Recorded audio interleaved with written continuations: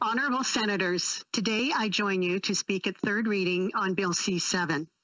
Specifically, I will speak to the subject of Indigenous health and the application of the proposed changes to the Criminal Code.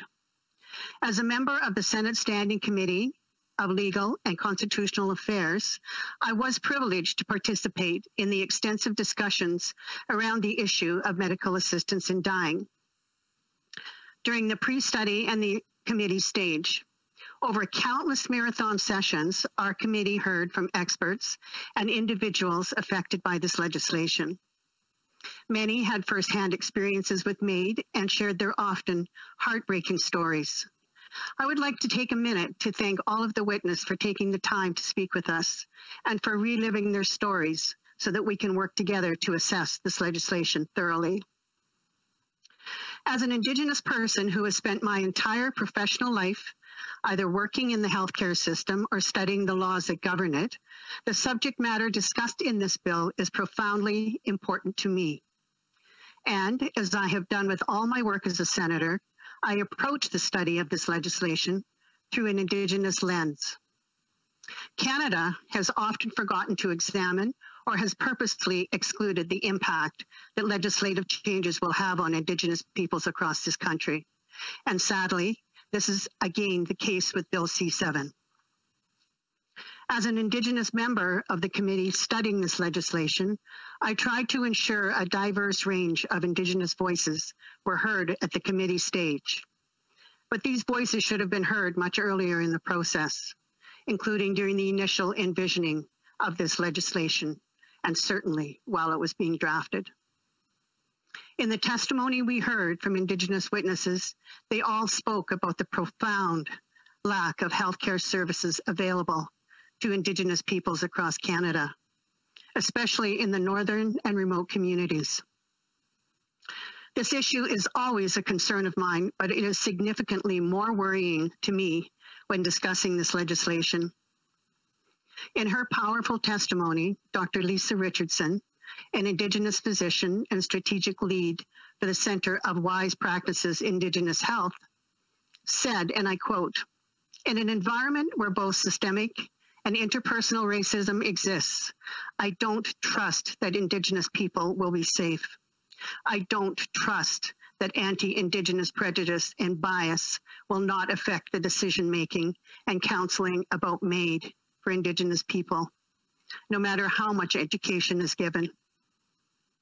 This sentiment was echoed by Indigenous witnesses and allies throughout our hearings on this bill and during the pre-study.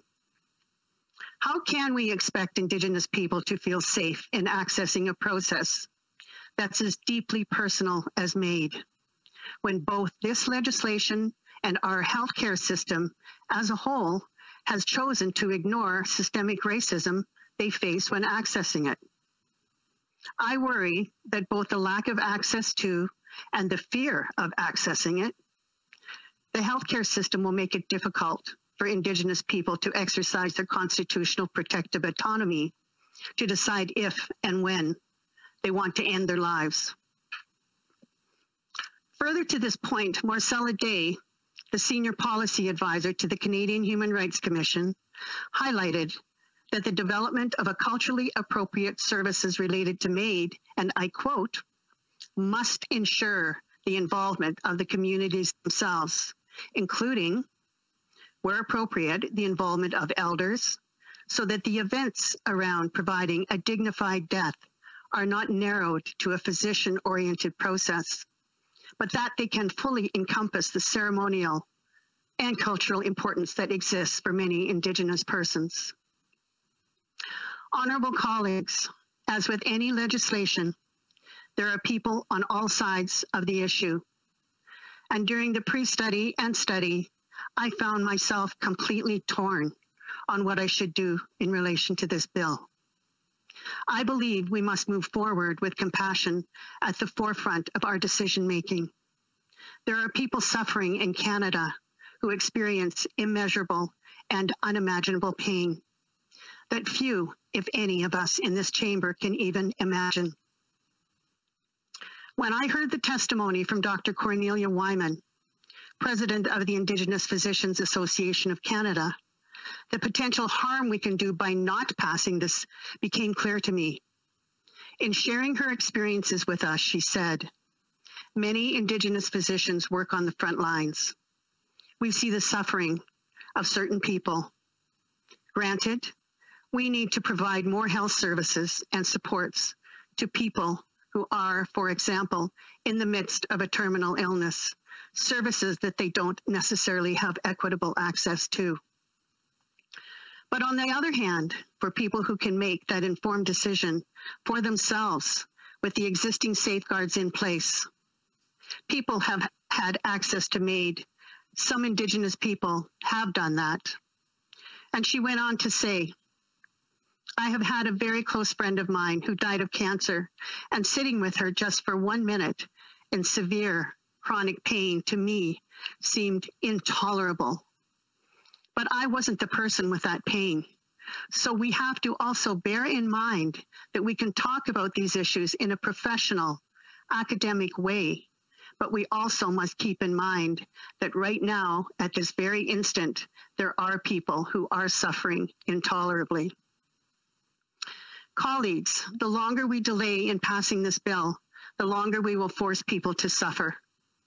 The decision to use MAID must be a decision left strictly between a patient and their doctor in a culturally appropriate manner. Indigenous peoples must have the option to opt in or opt out based on their inherent right to self-determination.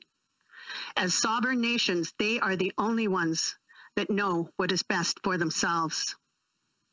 In a letter I received from Indigenous leaders across the country, the call was for the Government of Canada to, and I quote, "recognize the value of Aboriginal healing practices by respecting Indigenous people's right to self-determination in spiritual matters, including the right to practice our own traditions and customs when supporting those who are dying without discrimination in the healthcare system."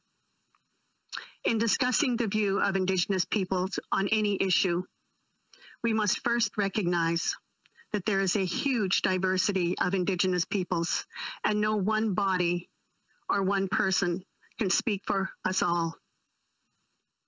As Dr. Suzanne Stewart, Director of the Wakibanis Bryce Institute for Indigenous Health and Associate Professor at the University of Toronto School of Public Health, stated, it is critical to develop Indigenous community-driven education materials, clinical Indigenous culturally safe and trauma-informed training for all MAID health professionals, and Indigenous culturally based services for MAID as standard practice in all healthcare settings offering MAID.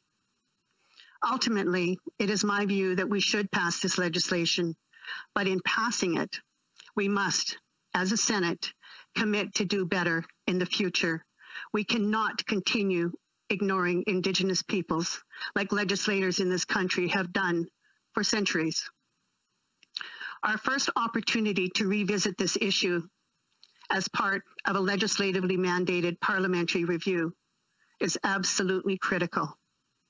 With the recent announcement by the federal government about distinctions-based Indigenous health legislation, it is my expectation that it will be Indigenous-led, and these Indigenous voices will be magnified so that we as a country will be able to examine how MAID is being used and work to improve the process and health care for Indigenous peoples. Miigwech, Marcy, thank you, merci.